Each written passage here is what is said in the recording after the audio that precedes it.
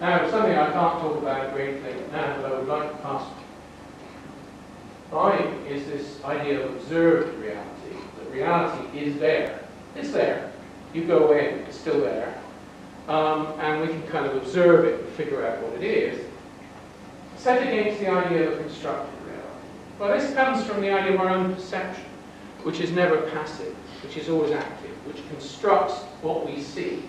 And what we construct is based upon our desires and our anxieties, and may be based upon far more. I mean, the problem with being so smart as we are is that we don't realize how smart we really need to be.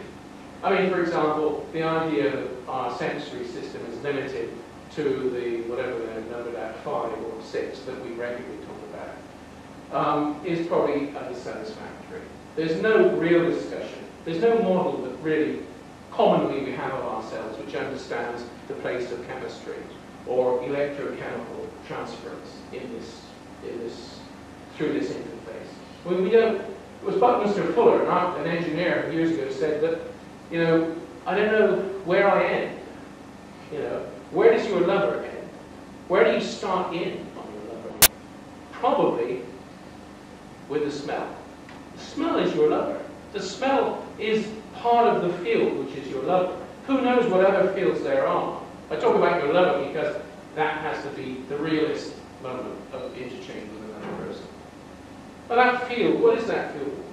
How far is that field? I mean, where does your lover start? It's a fairly good question to understand the limitation of this rather dumb materialist model we have.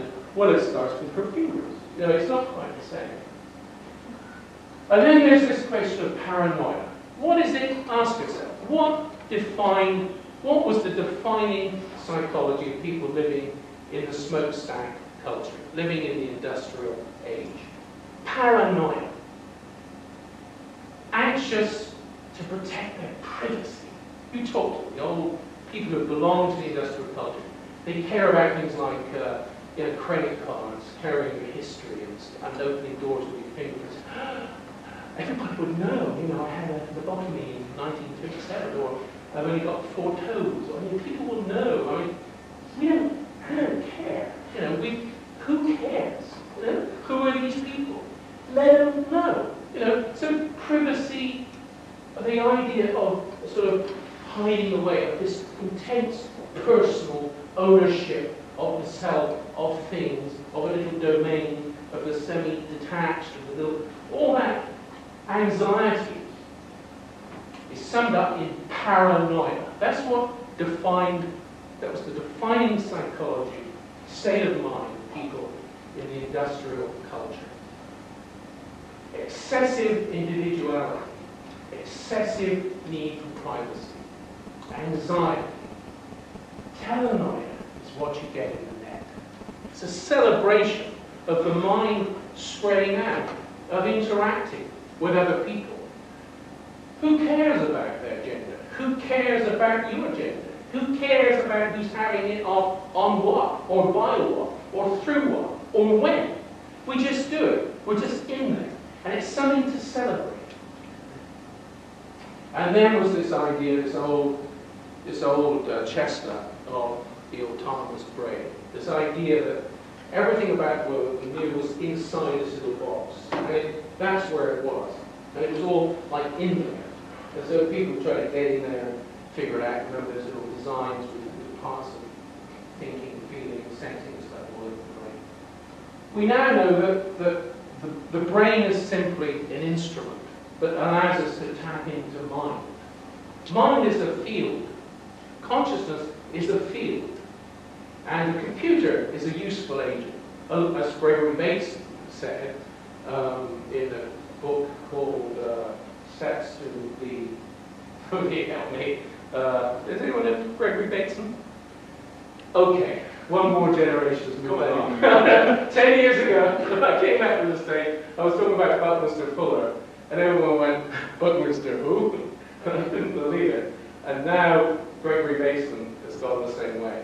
I must introduce you to Gregory Bateson. Please make a note of his name. Very happy to give you his book, Steps to... Does anyone remember? You know, Steps to an Ecology of Mind? Right, wonderful. Thank you. So, Anchor Press, Gregory Bateson. He's a guy who thought up things like double blind in psychology, people go mad in families, other truths. But he made the point that the brain plus computer and environment is mind. And I think it's something that one feels, that we feel within this culture of living quite a lot in cyberspace. That mind is not something to think. Mind is a field that we're able to be a part of through the brain.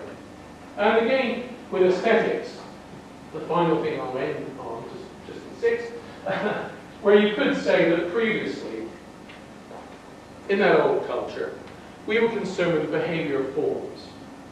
Of course, colours and space and stuff. But basically, you know, that sort of thing. But now we're much more concerned with forms of behavior. How things interact. What processes there are. How systems work. And so, this marks, finally I want to point out, a shift from an aesthetics of appearance. Remember the old life class? Nobody ever touched, nobody ever spoke, nobody ever made love to, nobody ever smelt, nobody ever asked to dance the model. The model sat there, and all you did was to look at the surface of the model.